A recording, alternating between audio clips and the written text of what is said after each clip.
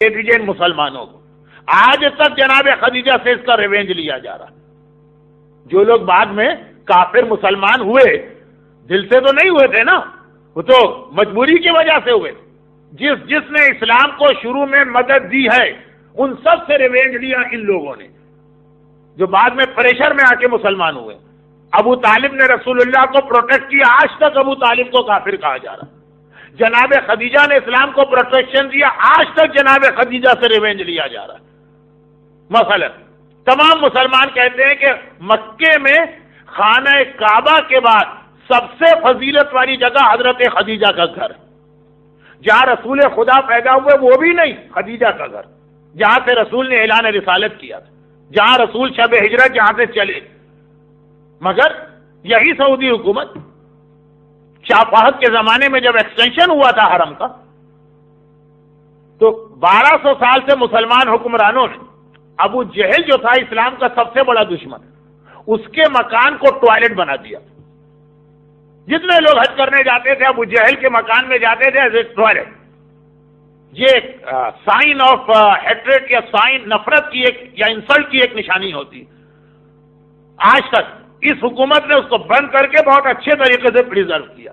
اور جو حضرت خدیجہ کا گھر تھا جس کے بارے میں سب مسلمان کہتے ہیں کعبے کے بعد مکے میں سب سے افضل یہ جگہ, کیونکہ رسول نے اعلان رسالت یہیں پہ کیا. مکے کے 13 سال رسول یہیں پہ رہے, ساری تبلیغ اسلام کی یہیں سے ہوئی, رسول نے ہجرت یہیں سے کی, وہاں پہ ٹوائلٹ بنائی. تو ذرا سا کچھ انجینئرنگ پرابلم ہو گیا, ٹوائلٹ اس سے 100 میٹر پیچھے چلے گا. کیونکہ میں نے جب اپنے پہلے حج کیے تھے اس وقت حضرت خدیجہ کا گھر تھا, بعد میں حرم میں ایکسٹینشن کے نام پہ حضرت خدیجہ کا گھر توڑا گیا. اب باقاعدہ وہاں پہ بلکہ انٹرنیٹ کی کچھ سائٹ اب تک یہ دکھا رہی ہے کہ جو ٹوائلٹ ہے وہ حضرت خدیجہ کے گھر کی جگہ پر ہے, لیکن نہیں, وہ 100 میٹر کا فرق پڑ گیا.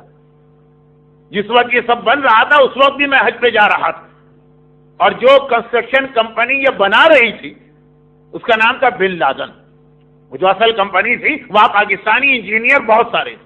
پتا چلا ٹیکنیکل پرابلم آ گیا جس کی وجہ سے 100 میٹر ہٹانا پڑا ٹوائلٹ. کون سے ٹوائلٹ ہیں؟ وہ جو صفا مروہ کا علاقہ ہے. آج مسلسل تیسرے دن تیسری مجلس میں صفا اور مروہ کی بات آ رہی ہے. 2 دن پہلے بھی آئی تھی جب حضرت حاجرہ اور حجاب کا مسئلہ آیا تھا. کل بھی صفا اور مروہ کی بات آئی تھی, اور آج بھی صفا اور مروہ. لیکن آج صفا مروہ اس لیے کہ یہ بتایا جائے کہ صفا مروہ کے بالکل سامنے جو ٹوائلٹ, صفا مروہ سے آپ باہر نکلیں. دیکھیے صفا مروہ سے نکلنے کے 2 راستے ہیں. ایک راستہ ہے کہ اب آپ وہاں سے نکلیں گے تو خانہ کعبہ کی طرف جائیں گے, وہ نہیں. ایک وہ جو باہر نکلیں گے صفا سے مروہ کی طرف, رائٹ ہینڈ پہ تو بڑا کھلا میدان ہے, جیسے اٹلی وغیرہ میں روم وغیرہ میں پیازاز ہوتے ہیں میدان, ویسا ادھر جو ٹوائلٹ ہے.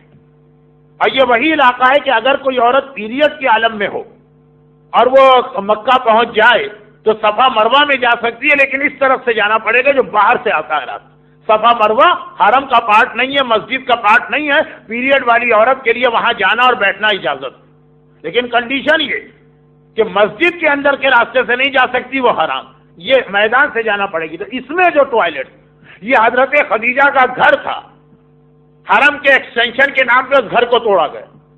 ابھی رسول خدا کی برتھ پلیس باقی, لیکن وہاں بھی بورڈ لگ گیا ہے حرم کے ایکسٹینشن کے نام پہ اس کو بھی 2 سال بعد توڑنا. یہ ایکسٹینشن کے نام پہ جو ساری تبدیلیاں ہوتی ہیں اس کا رزلٹ کیا نکلتا؟ دشمن اسلام ابو جہل کا مکان, حرم میں ایکسٹینشن کے نام پہ ٹوائلٹ سے نفرت تھی, ہر آدمی اس کو پہچانتا تھا, اسے بند کر کے بڑے اچھے طریقے سے پریزرو کیا گیا. اور ایکسٹینشن کے نام پہ حضرت خدیجہ کے گھر میں جہاں رسول خدا نے 13 سال بلکہ ٹوٹل 28 سال گزارے, شادی کے بعد 15 سال, رسالت کے اعلان کے بعد 13 سال, وہاں پہ ٹوائلٹ بنائے جا رہے تھے. تو اللہ نے کچھ ایسا سسٹم کیا کہ نہ بن سکے. مگر یہ خدیجہ طاہرہ سے نفرت و دشمنی اسی وجہ سے کہ اس وقت انہوں نے اسلام کو اگر پروٹیکٹ نہ کیا ہوتا تو ابو جہل ابو لہب کامیاب ہو جاتے, اسلام ختم ہو جاتا. تو اب بعد میں اسلام کا تو کچھ نہ بگاڑ سکے جنہوں نے اسلام پر احسان کیا. جناب خدیجہ طاہرہ کے خلاف جتنا بھی یہ لوگ ریونج لیں, جس میں سے ایک حدیث آپ نے کل سنی کہ رسول خدا کی ایک وائف کہتی ہے کہ مجھے جلن ہوتی ہے